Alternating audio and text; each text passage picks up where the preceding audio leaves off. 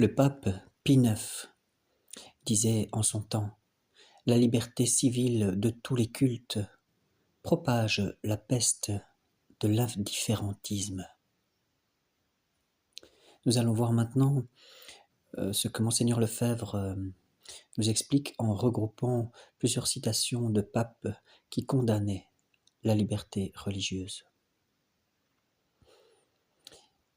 Je cite: « Je vais rassembler dans ce chapitre, au risque de me répéter, les textes des principales condamnations de la liberté religieuse au XIXe siècle, afin que vous voyiez bien ce qui a été condamné et pourquoi les papes l'ont condamné. »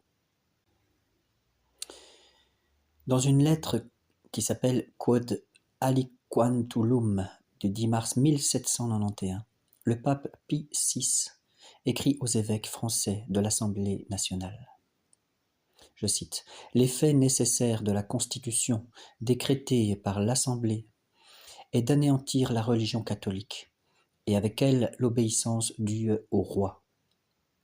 C'est dans cette vue qu'on établit comme un droit de l'homme en société cette liberté absolue qui non seulement assure le droit de n'être pas inquiété sur ses opinions religieuses, mais qui accorde encore cette licence de penser, licence de dire, d'écrire et même de faire imprimer impunément en matière de religion tout ce que peut suggérer l'imagination la plus déréglée.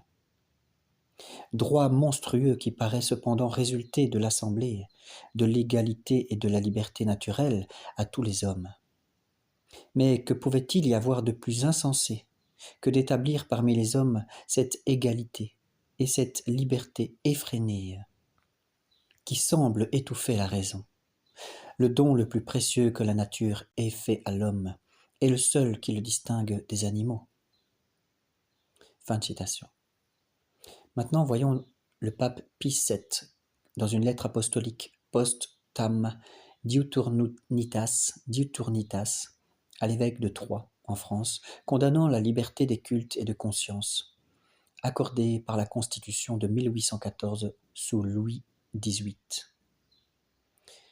Je cite: « Un nouveau sujet de peine dont notre cœur est encore plus vivement affligé et qui, nous l'avouons, nous cause un tourment, un accablement et une angoisse extrême. C'est le 22e article de la Constitution.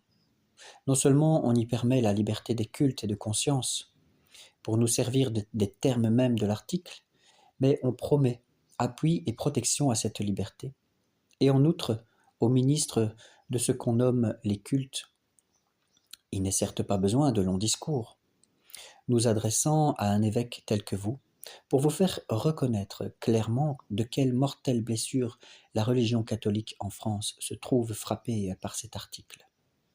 Par cela même qu'on établit la liberté de tous les cultes sans distinction, on confond la vérité avec l'erreur. Et l'on met au rang des sectes hérétiques, et même de la perfidie judaïque, on la met au même rang que l'épouse sainte et immaculée du Christ, l'Église, hors de laquelle il ne peut y avoir de salut. En outre, en promettant faveur et appui aux sectes des hérétiques et à leurs ministres, on tolère et on favorise non seulement leur personne, mais encore leurs erreurs. C'est implicitement la désastreuse et à jamais déplorable hérésie que saint Augustin mentionne en ces termes. Je cite: « Elle affirme que tous les hérétiques sont dans la bonne voie et disent vrai. Absurdité si monstrueuse que je ne puis croire qu'une secte la professe réellement. » Fin de citation. Maintenant, le pape Grégoire XVI, dans son encyclique Mirarivos du 15 août 1832, condamnant le libéralisme soutenu par Félicité de Lamennais.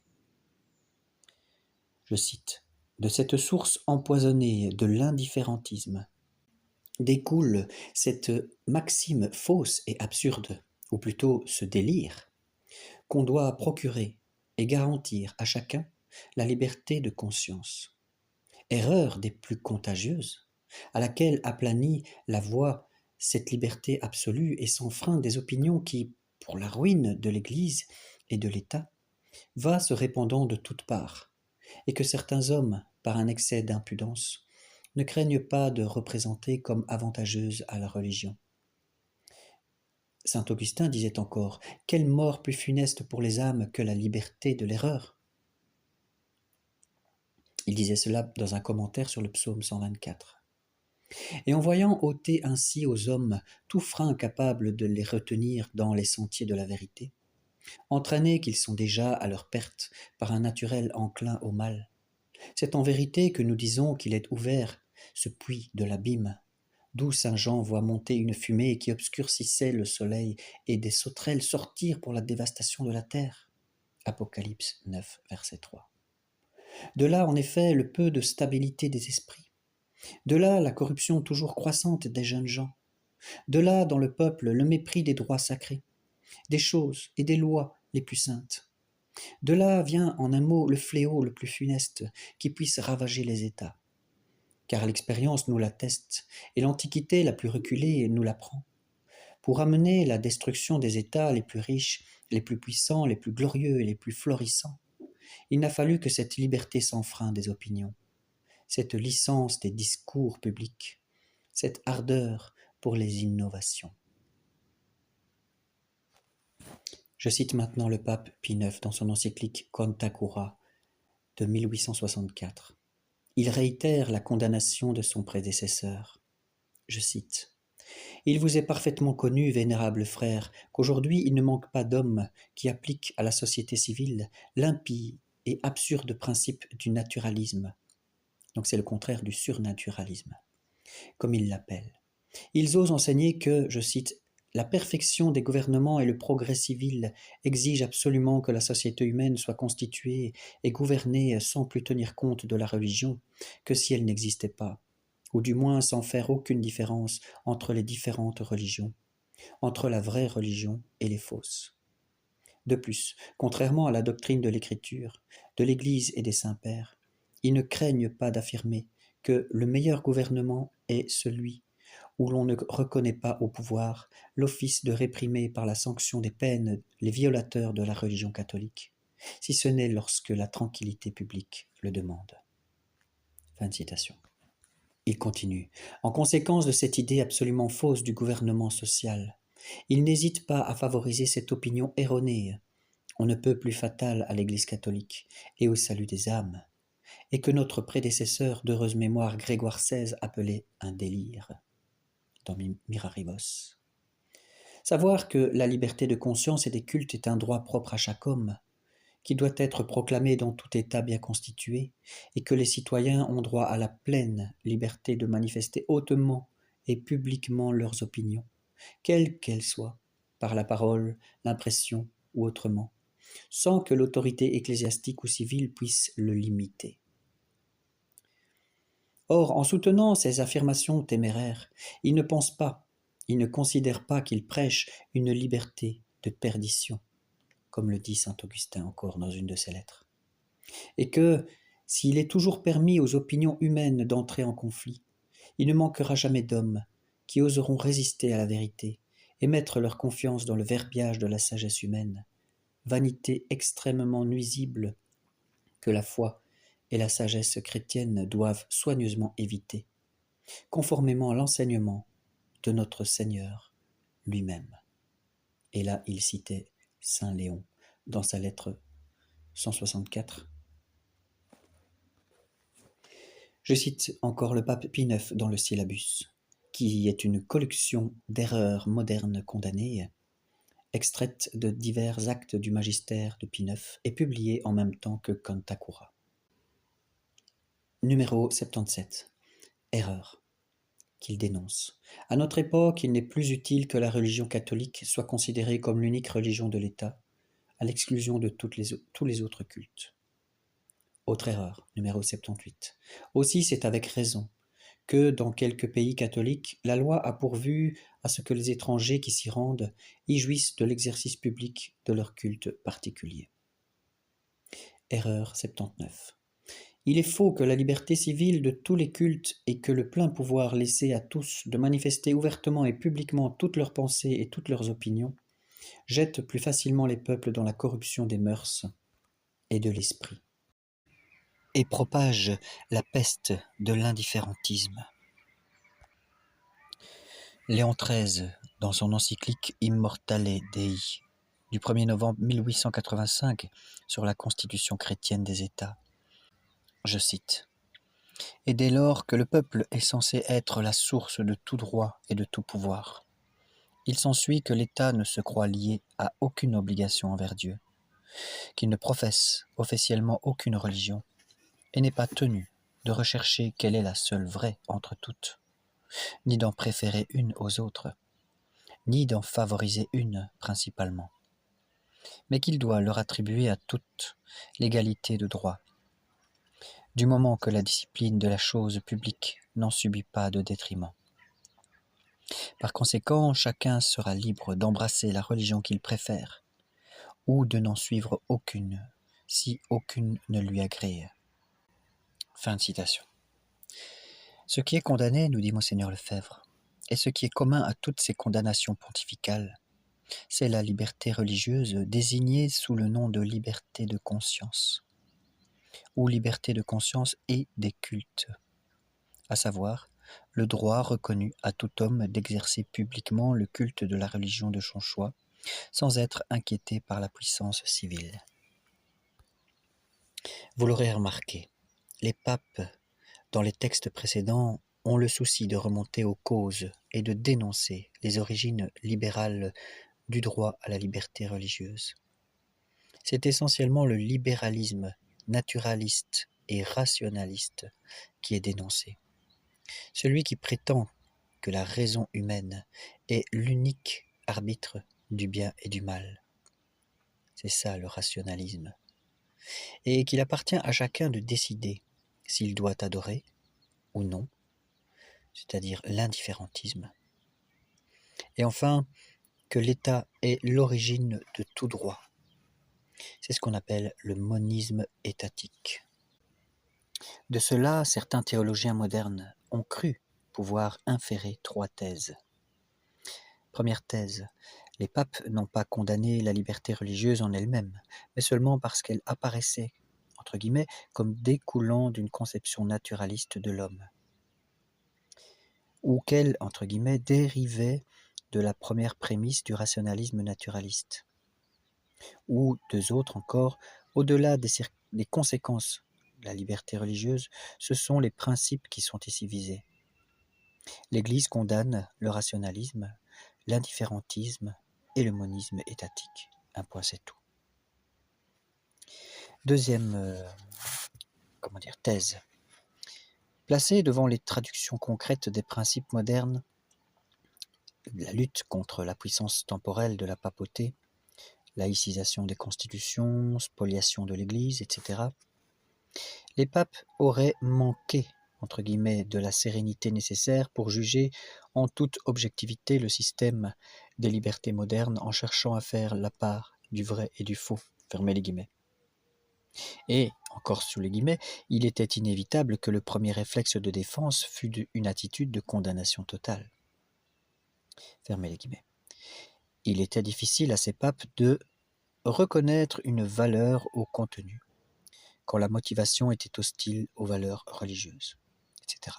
Ainsi fut boudé pendant un long temps l'idéal signifié par les droits de l'homme, parce qu'on ne réussissait pas à y reconnaître le lointain héritage de l'Évangile.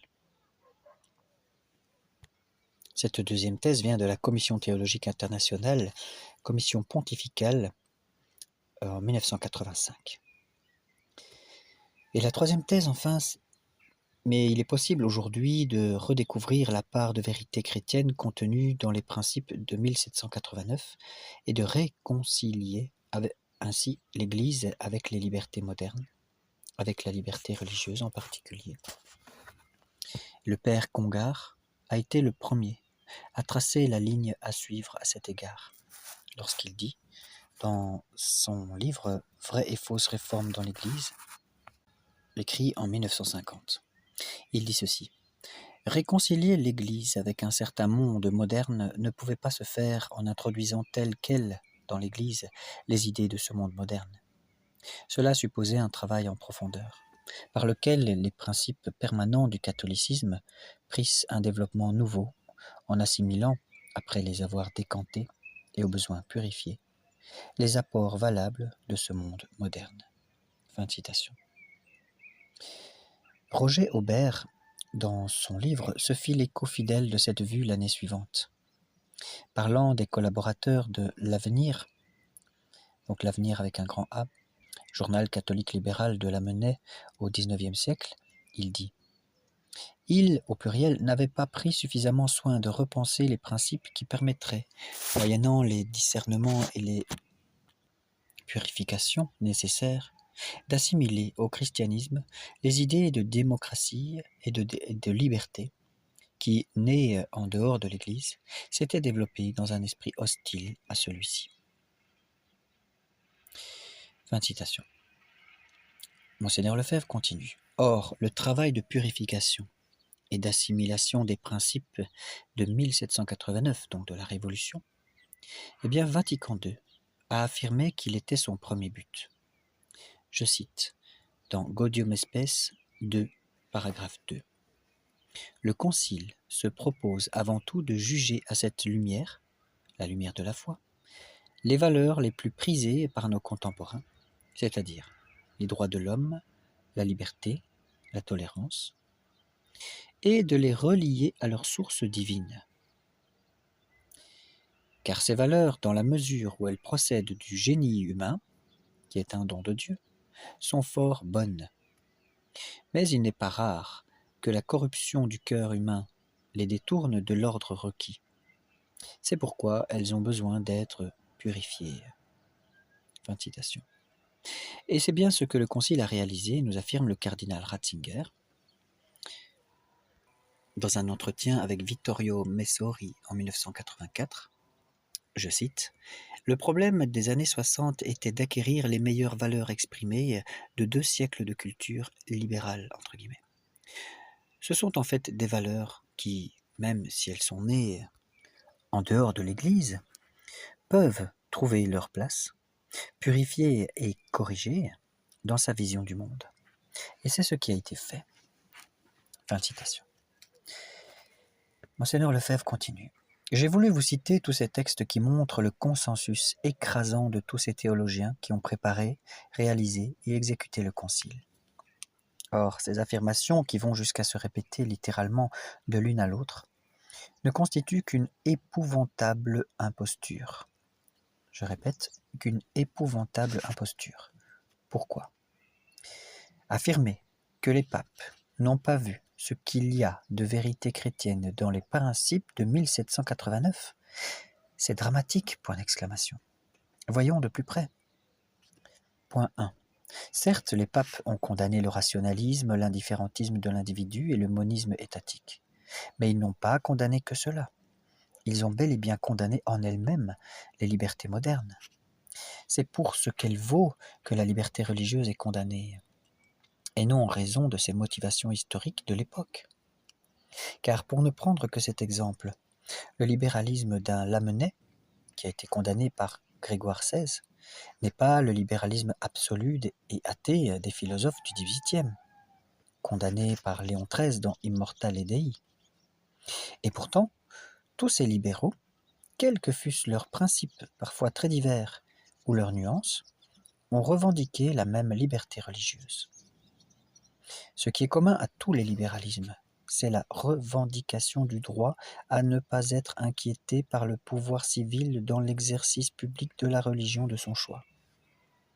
Leur dénominateur commun, comme le dit le cardinal Billot, c'est la libération de toute contrainte en matière religieuse. En cela, les papes l'ont condamné. Je vais vous le montrer dans un instant. Point 2. C'est une impiété et une injustice envers les papes que de leur dire « Vous avez enveloppé dans la même condamnation les faux principes du libéralisme et les bonnes libertés qu'ils proposent. Vous avez donc commis une erreur historique. » Donc ce ne sont pas les papes qui ont fait une erreur historique et qui étaient prisonniers des circonstances historiques, mais ce sont bien plutôt ces théologiens imbus du préjugé historiciste, même s'ils s'en défendent. Par exemple, le père Courtenay-Muret, cherchant à expliquer comment le magistère a pu passer des condamnations du XIXe siècle à la liberté religieuse de Vatican II, il déclare d'abord, je cite, « Cette intelligibilité n'est pas accessible a priori, ou simplement par le jeu de l'application de quelques théories générales du développement de la doctrine. Pour l'heure, nous n'avons pas de théorie générale de ce genre. » Fin de citation. Pourtant, il suffit de lire les exposés historiques de Roger Aubert et de John Courtenay-Muret sur la liberté religieuse pour constater qu'ils relativisent systématiquement les énoncés du magistère des papes du XIXe, selon un principe que l'on peut exprimer ainsi. Je cite, « Tout énoncé doctrinal du magistère est strictement relatif à son contexte historique, de telle sorte que le contexte changeant, la doctrine peut changer. » Fin de citation. Mais c'est une erreur de penser comme ça. Je n'ai pas besoin de vous dire combien ce relativisme et cet évolutionnisme doctrinal sont contraires à la stabilité du roc de pierre, donc du magistère, au milieu des fluctuations humaines, et en définitive contraires à la vérité immuable qui est notre Seigneur Jésus-Christ lui-même. Donc c'est faire un affront à Jésus-Christ en disant que sa vérité peut changer. Ces théologiens, en fait, ne sont pas des théologiens, ni même de bons historiens, car ils n'ont aucune notion de la vérité ou d'une doctrine permanente de l'Église, surtout en matière sociale et politique. Ils s'égarent dans leur érudition et sont prisonniers de leur propre système d'interprétation. Ce sont des têtes farcies, mais pas des têtes bonnes. Pie XII, le pape, avait bien raison de condamner sous le nom d'historicisme leur théologie de girouette. Il dit dans son encyclique Humani Generis en 1950 « À cela s'ajoute un faux historicisme qui, s'attachant aux seuls événements de la vie humaine, renverse les fondements de toute vérité et de toute loi absolue en ce qui concerne tant la philosophie que les dogmes chrétiens eux-mêmes. » Fin de citation. Point 3.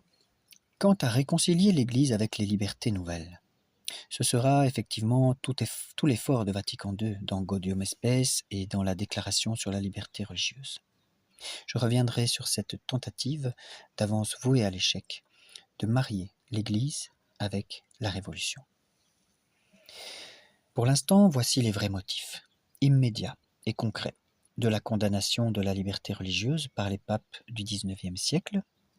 Motif toujours valable, comme on peut en juger. Elle est absurde, impie, et mène les peuples à l'indifférence religieuse. Et je reprends les termes même des papes. Absurde, la liberté religieuse l'est, puisqu'elle accorde le même droit à la vérité et à l'erreur, le même droit à la vraie religion et aux sectes hérétiques.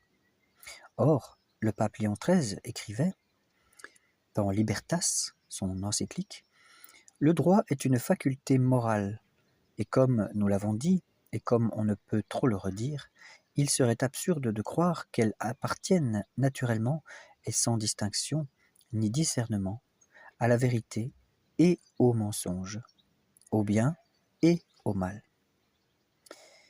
Ensuite, le terme impie, eh bien, la liberté religieuse l'est aussi, puisqu'elle attribue à toutes les religions l'égalité de droit, et met au rang des sectes hérétiques et même de la perfidie judaïque l'épouse sainte et immaculée de Christ, comme nous avions dit plus haut. Et puisque de plus, elle implique l'indifférentisme religieux de l'État, qui équivaut à son athéisme, ce qui revient à l'impiété légale des sociétés, à l'apostasie forcée des nations, le rejet de la royauté sociale de notre Seigneur Jésus-Christ, la négation du droit public de l'Église et son élimination de la société ou son assujettissement à l'État. Et enfin, elle conduit les peuples à l'indifférence religieuse, comme le déclare le syllabus en condamnant la proposition 77. Oui, c'est l'évidence. Si actuellement l'Église conciliaire et la majorité des catholiques en arrivent à voir dans toutes les religions des voies de salut, c'est parce que ce venin de l'indifférentisme leur a été administré, en France et ailleurs, par bientôt 2 siècles de régime de liberté religieuse.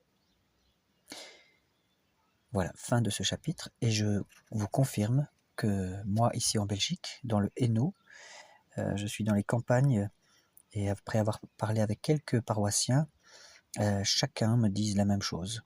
Que l'on soit bouddhiste, musulman ou chrétien, protestant, tant qu'on est sincère, on peut aller au paradis, c'est la même chose. J'ai ce discours qui est vraiment récurrent. Même les prêtres le disent. Voilà. Je vous invite à partager, à vous abonner, à liker, à commenter, n'hésitez pas. Et je vous donne rendez-vous dans la prochaine vidéo où nous parlerons de la liberté de presse. Voilà, au nom du Père et du Fils et du Saint-Esprit.